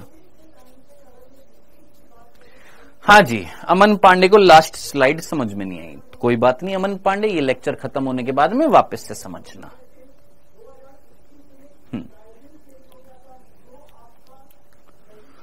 हाँ जी सर, इतनी सारी परत क्यों? क्योंकि इनके कार्य होंगे। अब कुछ ना कुछ कार्य तो हम पढ़ेंगे ना इनके कार्य। हाँ सर, कार्य पढ़ेंगे। इतना सा यहां तक की बात आपको समझनी थी, बस डन। अब जिनको नहीं समझ में आई है गुरु, जाकर रिवाइज करना। ये तो बच्चों वाली चीज है, कसम से ये बिल्कुल बच्चों वाली चीज है। और जिनको समझ में नहीं है डेफिनेटली वो 11th क्लास के होंगे, 12th क्लास के नहीं होंगे। 12th क्लास के समझ गए होंगे, ड्रॉपर समझ गए होंगे। जो 11th क्लास के वो समझ नहीं पा रहे होंगे, तो उनको समझने के लिए दोहराना पड़ेगा, वापस से दोहराइएगा। ठीक है, चलिए जी आगे बढ़ते हैं। यहां तक की बात होप आपको समझ में आ गई होगी। अब पढ़ते हैं यहां पर, सर ये जो टोटल स्तरें जो आपने यहां पर बताई हैं, इन स्तरों का कार्य क्या है? ये हमने लघु बीजाणु धानी का विकास देख रहे हैं। अब इसमें यहां पर टोटल कितनी स्तरें हैं? अगर मैं देखूं तो 3 स्तरें तो ये हो गई और एक कॉमन स्तर थी, कौन सी? बाह्य त्वचा। तो टोटल यहां पर 4 स्तरें हैं। तो बाह्य त्वचा, अंतस्थीसियम,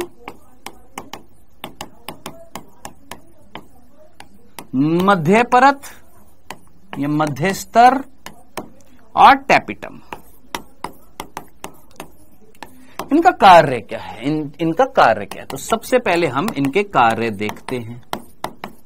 ध्यान से सुनिएगा, इनके कार्य देख लेते हैं। ठीक है, हाँ जी सर।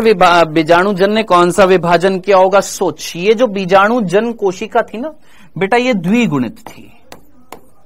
ये जो बीजाणुजन कोशिका है ये द्विगुणित है। तो अब मुझे बता, ये जो बीजाणुजन ऊतक की कोशिकाएं हैं ये सारी की सारी द्विगुणित है।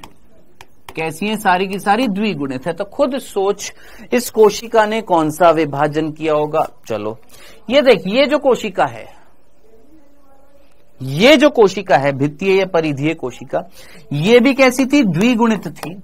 और ये जो चारों, ये तीनों जो स्तर हैं, ये तीनों स्तर भी कैसी हैं? द्विगुणित, द्विगुणित, द्विगुणित। अब तो खुद कॉमन सेंस लगा। इस द्विगुणित कोशिका से ये 3 स्तर बन रही हैं, ये सारी की सारी स्तर द्विगुणित। इस द्विगुणित कोशिका से ये ऊतक बन रहा है, ये भी द्विगुणित। तो कौन सा विभाजन हुआ होगा? समसूत्री। कौन सा विभाजन हुआ होगा? समसूत्री विभाजन हुआ होगा। हाँ जी, डन। चलें आगे।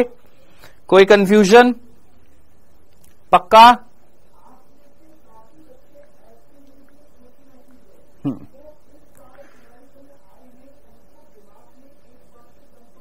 ठीक है, चलो 13 मिनट बचे हैं, 13 मिनट बाद क्लास एंड हो जाएगी। आइए बेटा आगे बढ़ते हैं यहां से नेक्स्ट। अब इनके हम कार्य देखते हैं।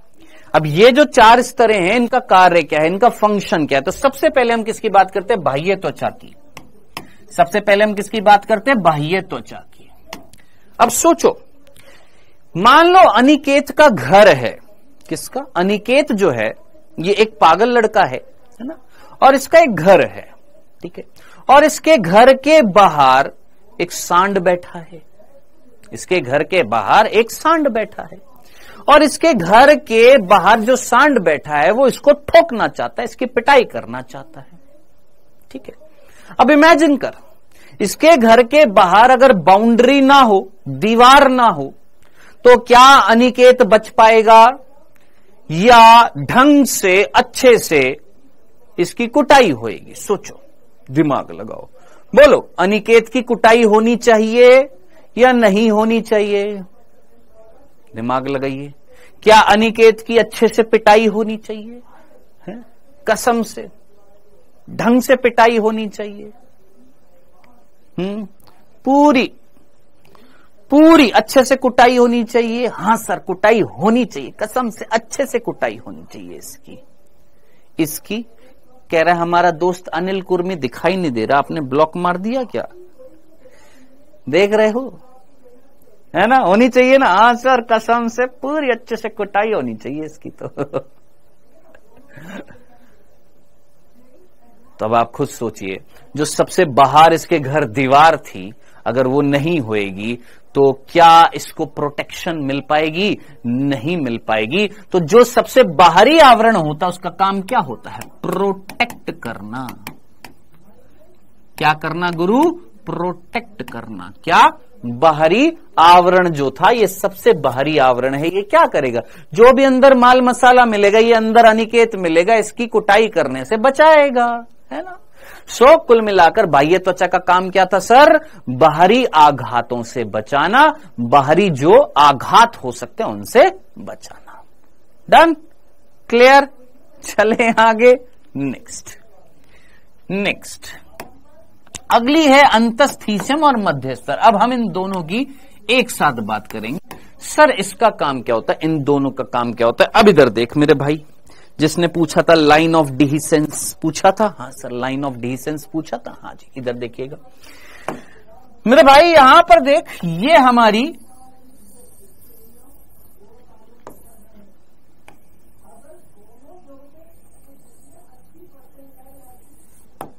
ये इस तरीके से संरचना थी, जिसमें ये कौन? बाह्य त्वचा, और फिर उसके नीचे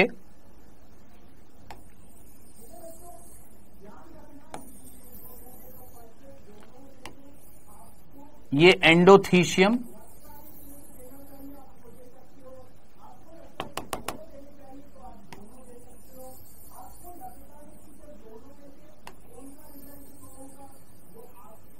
इधर फोकस करना, किसी और की सर की अगर आवाज आ रही है तो घबराना मत, कंसंट्रेशन लूज मत करना, ठीक है। ये एंडोथीशियम और इसके साथ में ये मध्य स्तर।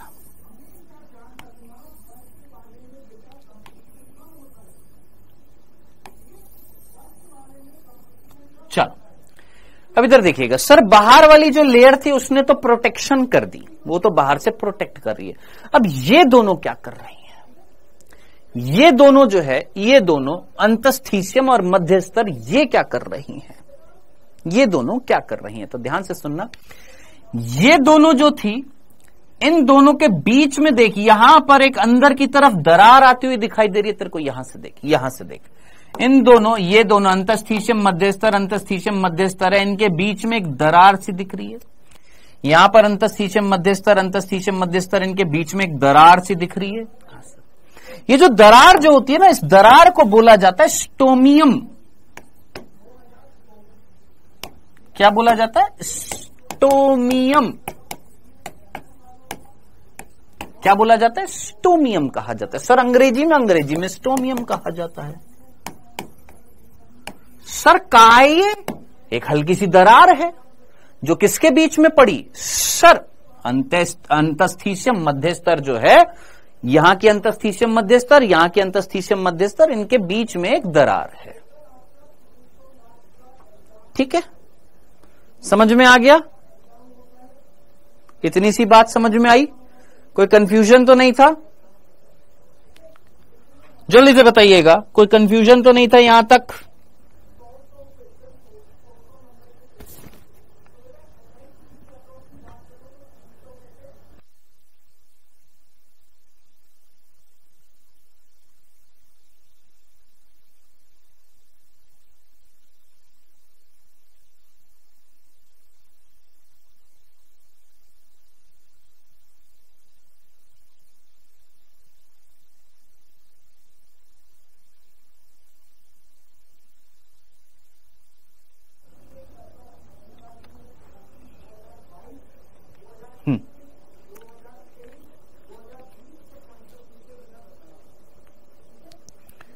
बस बेटा इसको कोई रिप्लाई मत करो, मैं जानता हूं ये बालक जो है जानबूझ के डिस्टर्ब कर रहा है, कोई रिप्लाई मत करो, ठीक है? दिमाग से हिल चुका है, ये पढ़ने के लिए आया नहीं था, है ना, और इसका पैसा वेस्ट चला गया है।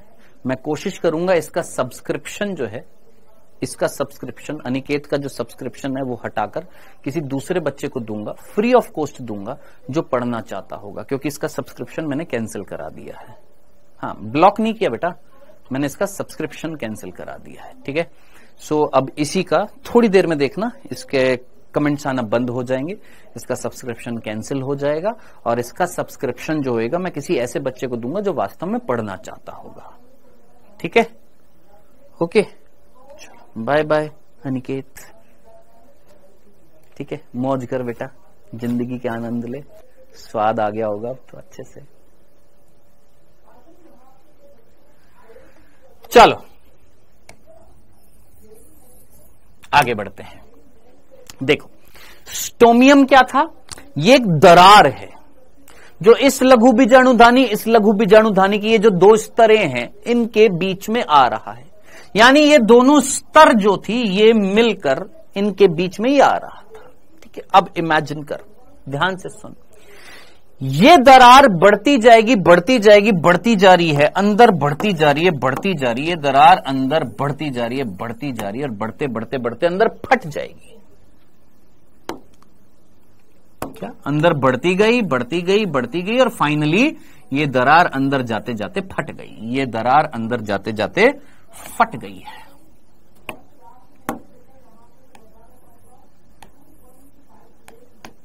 इस तरीके से फट जाएगी, ठीक है? अब इमेजिन कर, ये दरार जब फट जाएगी, ये जो दरार अंदर पड़ी थी ये जब फट जाएगी, क्या हो जाएगी? ये फट जाएगी। ये दरार जब क्या हो जाएगी? फट जाएगी। क्या हो जाएगी? फट जाएगी, ठीक है।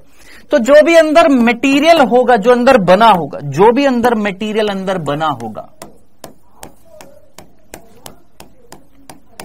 जो भी अंदर मटेरियल है जो बना होगा, उसको बाहर निकलने के लिए ये दोनों स्तर क्या करती हैं, ये भी फट जाती हैं।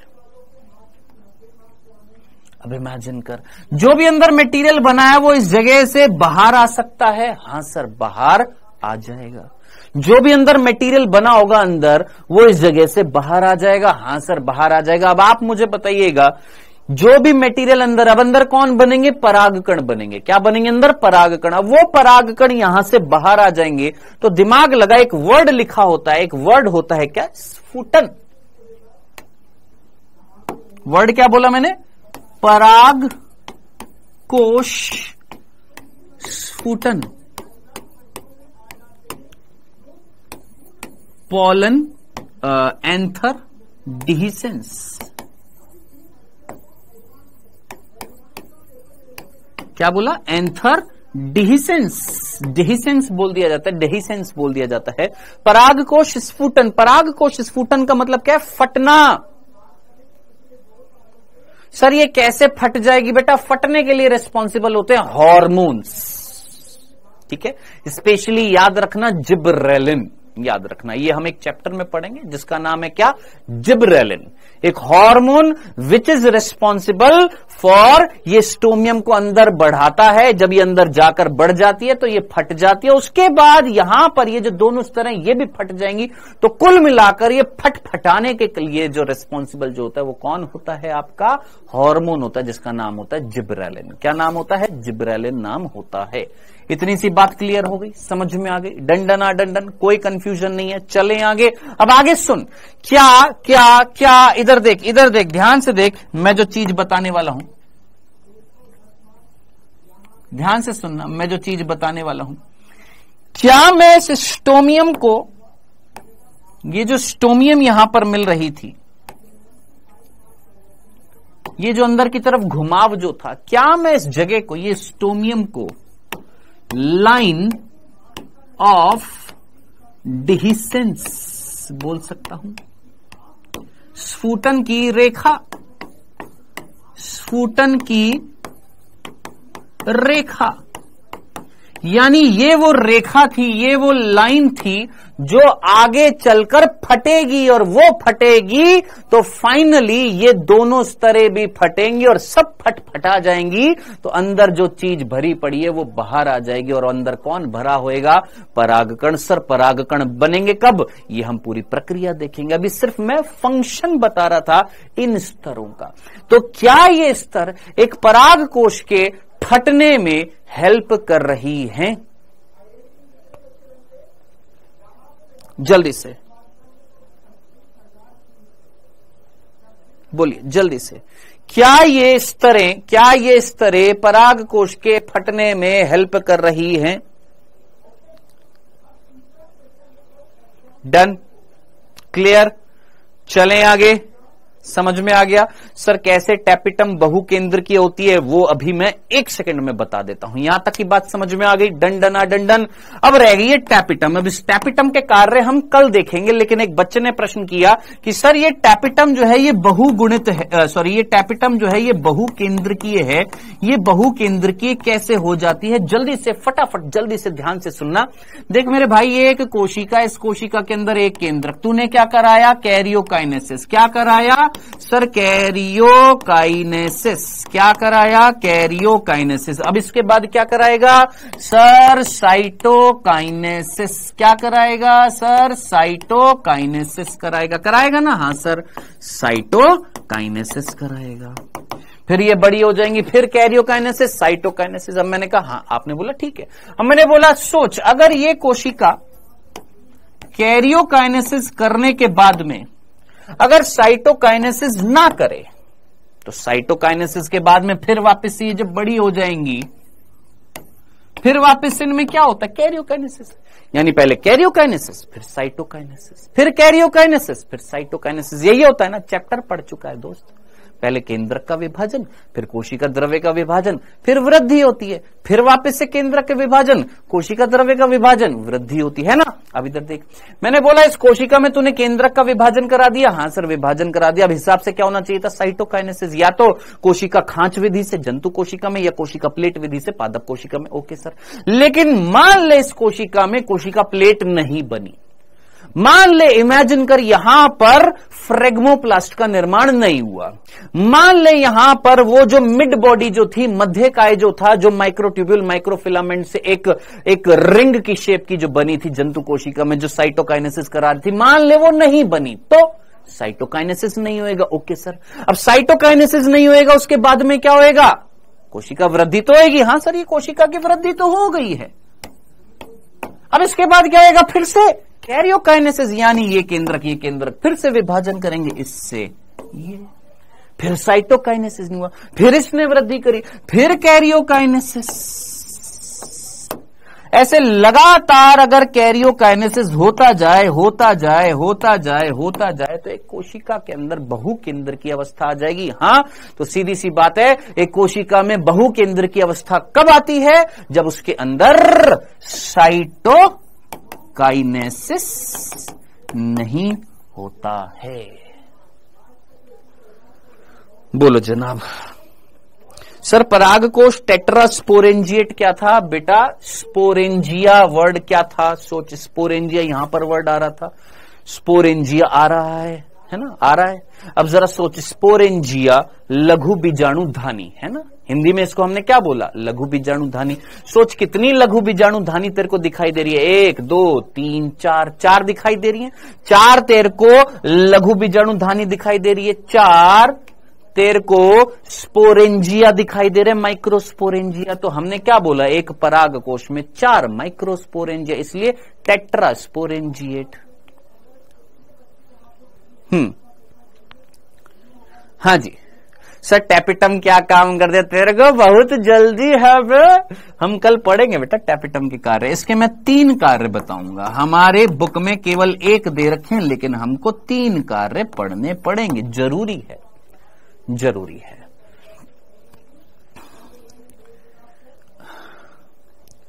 श्वेता साहू दे दूंगा बेटा, बन रही है, बना रहा हूं, ठीक है, टाइम लगता है सारी चीजों में, ठीक है। हाँ जी सर, बोरोन क्या काम करता है, पराग नलिका की वृद्धि के लिए, पराग नलिका के अंकुरण के लिए बोरोन की आवश्यकता होती है। सर टैपिटम की कोशिका साइटोकाइनेसिस नहीं करेगी तो उसकी संख्या नहीं बढ़ पाएगी, हाँ, लेकिन केंद्रक तो बढ़ पा रहे हैं। अब मैं तेरे से एक सिंपल सी बात बोल रहा हूं, एक कोशिका के अंदर केंद्रक जो है वो पोषण का स्रोत है। अब एक कोशिका जिसके अंदर एक केंद्रक, एक कोशिका जिसके अंदर बहुत सारे केंद्रक, कौन सी कोशिका पोषण प्रदान करेगी, तो याद रखना, इतना हिंट आपको मिल जाएगा। टैपिटम जो होती है इसका मेन कार्य क्या होता है, पोषण प्रदान करना। किसको पोषण प्रदान करेगी, थोड़ा सा कॉमन सेंस लगा, टैपिटम के नीचे कौन है, ये टैपिटम, इसके अंदर कौन है, ये कोशिकाएं, बीजाणुजन ऊतक। यही बीजाणुजन ऊतक आगे चलकर क्या बनाएंगे, लघु बीजाणु। वही लघु बीजाणु किस में कन्वर्ट होंगे, परागकण। तो भैया जो भी अंदर बनेगा उसको पोषण कौन प्रदान करेगी, टैपिटम। हाँ भाई रितेश खरोल, सर 2 से 3 लेयर प्रोटेक्शन नहीं करती है। देख, कुछ बुक्स में लिखा हुआ कि अंतस्थीशियम जो होती है इसका काम भी प्रोटेक्शन का होता है, बिल्कुल होता है, लेकिन मेजर इसका कार्य और इसका कार्य ये मिलकर क्या करती है, परागकोश के स्फुटन में हेल्प करती है। ये भी है, मेन ये है, मेन ये, इन दोनों का मेनली काम ये होता है। अंतस्थीशियम बाह्य त्वचा के साथ मिलकर थोड़ा बहुत प्रोटेक्शन करती है, बट मेन प्रोटेक्शन ये, इन दोनों का मेजर काम ये। तो इसलिए मैं कंफ्यूज नहीं करना चाहता था, इसलिए मैंने पर्टिकुलरली आपको ये चीज सीधी सीधी बता दी कि भैया ये दोनों मिलकर फटने में हेल्प करेंगी, ये प्रोटेक्ट करने में हेल्प करेगा, ये इसका एक कार्य मैंने आपको बता दिया, पोषण प्रदान करेंगी, खत्म।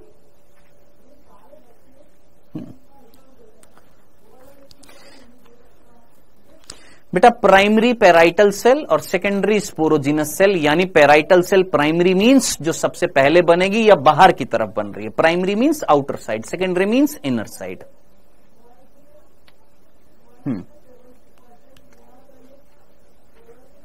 सर इनमें कोशिकांग के लिए जगह कैसे बचेंगी? खिसक खिसक जाएंगे, ऐसे चिपक जाएंगे, एक दूसरे की तरफ पिस जाएंगे, दब जाएंगे। ठीक है, चलो कल मिलेंगे बेटा 4 बजे और इसी के आगे कंटिन्यू करेंगे अपन।